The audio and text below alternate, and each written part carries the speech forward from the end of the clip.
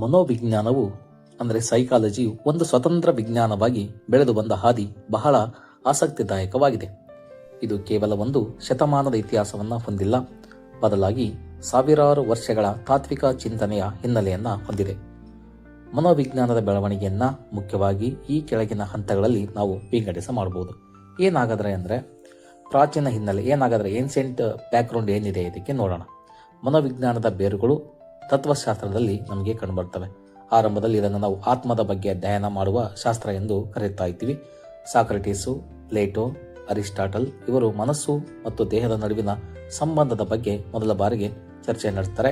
Aristotle ಬರೆದಂಥ D ಅನಿಮಾ ಎಂಬ ಗ್ರಂಥವನ್ನು ನಾವು ಮನೋವಿಜ್ಞಾನದ ಮೊದಲ ವ್ಯವಸ್ಥಿತ ಕೃತಿ ಎಂದು ಇದನ್ನು ನಾವು ಪರಿಗಣನೆ ಮಾಡ್ತಾ ಹೋಗ್ತೀವಿ.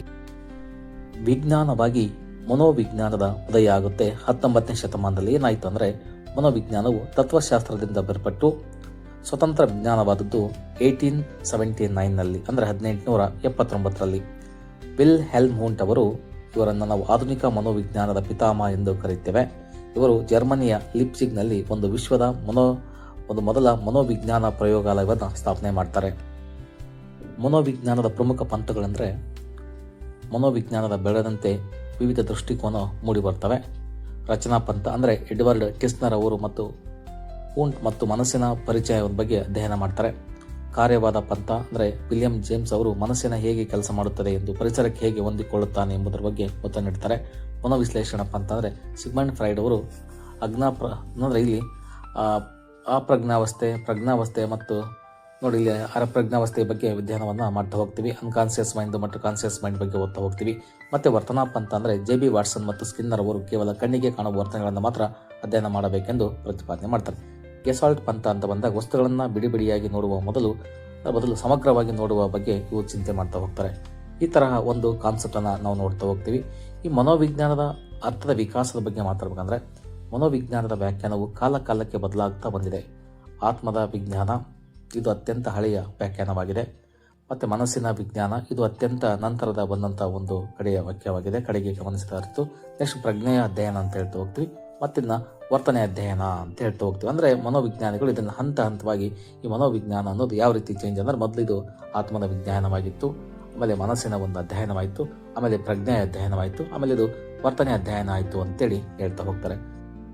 ಮನೋವಿಜ್ಞಾನದ ವ್ಯಾಖ್ಯೆಗಳಂತ ಮಾತಾಡೋದಾದರೆ ಇದು ಆರಂಭದಲ್ಲಿ ಆತ್ಮದ ಅಧ್ಯಯನ ಅಂತೇಳಿ ಪ್ರಾಚೀನ ಗ್ರೀಕರಂದ್ರೆ ಅರಿಸ್ಟಾಟಲು, ಪ್ಲೇಟೋ, ಸಾಕ್ರೆಟಿಸ್ನ ಕರೀತಾ ಹೋಗ್ತಾರೆ. ನಂತರ ಇದು ಏನಾಗುತ್ತೆ ಮನಸ್ಸಿನ ಅಧ್ಯಯನ ಅಂತೇಳಿ ಅನೇಕ ತತ್ವಜ್ಞಾನಿಗಳು ಕರೀತಾ ಹೋಗ್ತಾರೆ. ಅಂದರೆ ಇದು ಆತ್ಮದ ಅಧ್ಯಯನ ಅಲ್ಲ ಅಂತೇಳಿ ಕೆಲವೊಂದು ಡೆಕಾರ್ಟಿಸ್ ಅವರಲ್ಲಿ ವಿರೋಧ ಮಾಡ್ತಾ ಹೋಗ್ತಾರೆ. ಇದು ಮನಸ್ಸಿನ ಅಧ್ಯಯನ ಅಂತ ಹೇಳ್ತಾರೆ. ಆದರೆ ಮುಂದುವರೆದು ಏನಾಗುತ್ತೆ ಇದು ಮನಸ್ಸಿನ ಅಧ್ಯಯನ ಅಲ್ಲ ಅಂತೇಳಿ ಇಲ್ಲಿ ಕೆಲವೊಂದು ಅಂದರೆ ವಿಲ್ ಹೆಲ್ಮ್ಹುಂಟ್ ಅಂತ ಹೇಳ್ತಾ ಹೋಗ್ತಾರೆ. ಅಂದರೆ ವಿಲ್ ಹೆಲ್ಮ್ಹುಂಟ್ ಅವರು ಏನು ಮಾಡ್ತಾ ಹೋಗ್ತಾರೆ, ಅವರನ್ನು ಪ್ರಜ್ಞೆಯ ಅಧ್ಯಯನ ಅಂತ ಹೇಳ್ತಾ ಹೋಗ್ತಾರೆ. ಮತ್ತಿದು ಮುಂದೆ ಬರೆದು ಜೆ.ಬಿ. ವಾಟ್ಸನ್ ಇದು ಪ್ರಜ್ಞೆಯ ಅಧ್ಯಯನ ಅಲ್ಲ, ಇದು ಮುಂದೆ ಬರುವಂಥದ್ದು ಇದು ವರ್ತನೆಯ ಅಧ್ಯಯನ ಅಂತ ಹೇಳ್ತಾ ಹೋಗ್ತಾರೆ. ಅಂದರೆ ಈಗ ಅದು ಆರಂಭದಲ್ಲಿ ಆತ್ಮವನ್ನು ಕಳ್ಕೊಳ್ಳುತ್ತೆ, ಆಮೇಲೆ ಮನಸ್ಸನ್ನು ಕಳ್ಕೊಳ್ಳುತ್ತೆ, ಆಮೇಲೆ ಪ್ರಜ್ಞೆಯನ್ನು ಕಳ್ಕೊಳ್ಳುತ್ತೆ.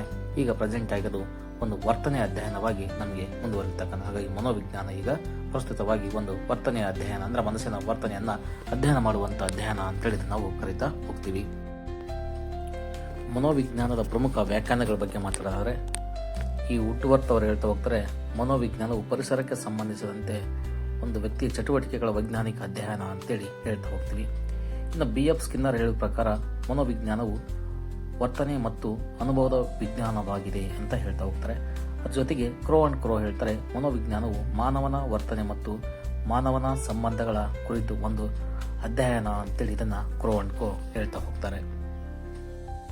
ಮನೋವಿಜ್ಞಾನವನ್ನು ನಾವು ಎರಡು ಭಾಗವಾಗಿ ವಿಂಗಡಣೆ ಮಾಡಿದ್ದೇವೆ. ಒಂದು ಶುದ್ಧ ಮನೋವಿಜ್ಞಾನ, ಇನ್ನೊಂದು ಅನ್ವಯಿಕ ಮನೋವಿಜ್ಞಾನ ಅಂತ. ಹಾಗಾದರೆ ಈ ಶುದ್ಧ ಮನೋವಿಜ್ಞಾನ ಪ್ಯೂರ್ ಸೈಕಾಲಜಿ ಏನಿದೆ, ಈ ಶಾಖೆ ನಿಮಗೆ ಎಡಗಡೆ ಭಾಗ ಏನು ಕಾಣ್ತಾ ಇದೆ ಇದು ನಮಗೆ ಶುದ್ಧ ಮನೋವಿಜ್ಞಾನ ಅಂತೀವಿ. ಅಂದರೆ ಈ ಮನೋವಿಜ್ಞಾನ ಮೂಲ ತತ್ವ ಇದು. ಅಂದರೆ ಇದರ ಬೇರು ಪಕ್ಕಕ್ಕೆ ಬಿ ಭಾಗದಲ್ಲಿ ಬಲಗಡೆ ನಿಮಗೆ ಕಾಣ್ತಾ ಇದೆ, ಅದು ನಮಗೆ ಇದರ ಒಂದು ಬೇರು ಅಂತ ಅದರ ಒಂದು ಕೊಂಬೆ ರಂಬೆ ಅಂತೇಳಿ ಇದನ್ನು ಕರೀತಾ ಹೋಗ್ತೀವಿ. ಅಂದರೆ ಇಲ್ಲಿ ಶುದ್ಧ ಮನೋವಿಜ್ಞಾನ ಅಂತ ಬಂದಾಗ ಮೂಲ ತತ್ವಗಳನ್ನು ಒಳಗೊಂಡಿದೆ. ವರ್ತನೆಗೆ ಸಂಬಂಧಿಸಿದಂತೆ ಏನು, ಏಕೆ, ಹೇಗೆ ಎಂಬ ಮೂಲ ಪ್ರಶ್ನೆಗಳನ್ನು ಸರ್ವಸಮ್ಮತ ಒಂದು ಉತ್ತರ ನೀಡುವಂಥ ಪ್ರಯತ್ನ ಇದು ಮಾಡುತ್ತದೆ. ಇದು ಜ್ಞಾನದ ಅಭಿವೃದ್ಧಿಗಾಗಿ ಜೀವಿಗಳ ವರ್ತನೆಗಳನ್ನು ಅಧ್ಯಯನ ಮಾಡಿ ಸೂಕ್ತ ಸಿದ್ಧಾಂತಗಳನ್ನು ಮತ್ತು ತತ್ವಗಳನ್ನು, ನಿಯಮಗಳನ್ನು ರೂಪಿಸುವಂಥ ಕೆಲಸ ಈ ಒಂದು ಮೂಲ ಗುರಿಯಾಗಿದೆ.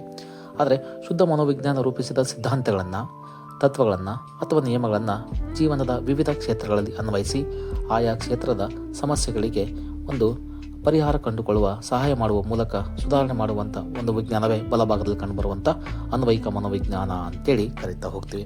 ಹಾಗಾದರೆ ಇಲ್ಲಿ ನೋಡಿ, ಶುದ್ಧ ಮನೋವಿಜ್ಞಾನದಲ್ಲಿ ಅನೇಕ ಶಾಖೆಗಳನ್ನು ನೋಡ್ತಾ ಹೋಗ್ತೀವಿ. ಒಂದು ಸಾಮಾನ್ಯ ಮನೋವಿಜ್ಞಾನ ಇದೆ, ಇನ್ನೊಂದು ಅಪಸಾಮಾನ್ಯ ಮನೋವಿಜ್ಞಾನ ಇದೆ, ಅದರ ಜೊತೆಗೆ ಇನ್ನೊಂದು ವಿಕಾಸ ಮನೋವಿಜ್ಞಾನ ಇದೆ, ಮತ್ತು ವಿಭೇದಾತ್ಮಕ ಮನೋವಿಜ್ಞಾನ ಇದೆ, ಸಾಮಾಜಿಕ ಮನೋವಿಜ್ಞಾನ ಇದೆ, ಶರೀರ ಕ್ರಿಯೆ ಮನೋವಿಜ್ಞಾನ ಇದೆ, ಪ್ರಾಯೋಗಿಕ ಮನೋವಿಜ್ಞಾನವಿದೆ ಮತ್ತು ತೌಲಾನಿಕ ಮನೋವಿಜ್ಞಾನ. ಮತ್ತು ಅನ್ವಯಿಕ ಮನೋವಿಜ್ಞಾನದ ಬಲಗಡೆ ಭಾಳ ಚೆನ್ನಾಗಿ ನಮಗೆ ಕಾಣ್ತಾ ಇದೆ. ಶೈಕ್ಷಣಿಕ ಮನೋವಿಜ್ಞಾನ, ಚಿಕಿತ್ಸಾ ಮನೋವಿಜ್ಞಾನ, ಔದ್ಯೋಗಿಕ ಮನೋವಿಜ್ಞಾನ ಮತ್ತು ಈ ಥರ ಅನೇಕ ನಾವು ಅಂದರೆ ಶುದ್ಧ ಮತ್ತು ಅನ್ವಯಿಕ ಮನೋವಿಜ್ಞಾನಗಳಲ್ಲಿ ಅನೇಕ ವಿಷಯಗಳ ಬಗ್ಗೆ ನಾವಿಂದು ಅಧ್ಯಯನ ಮಾಡ್ತಾ ಹೋಗ್ತೀವಿ. ಹೀಗೆ ಈ ಒಂದು ಶೈಕ್ಷಣಿಕ ಮನೋವಿಜ್ಞಾನಕ್ಕೆ ಸಂಬಂಧಪಟ್ಟಂತೆ ಮುಂದೆ ಬರುವಂಥ ಎಲ್ಲ ವಿಷಯಗಳ ಬಗ್ಗೆ ನಾವು ಮುಂದೆ ಚರ್ಚೆ ಮಾಡ್ತಾ ಹೋಗೋಣ. Thank you for watching.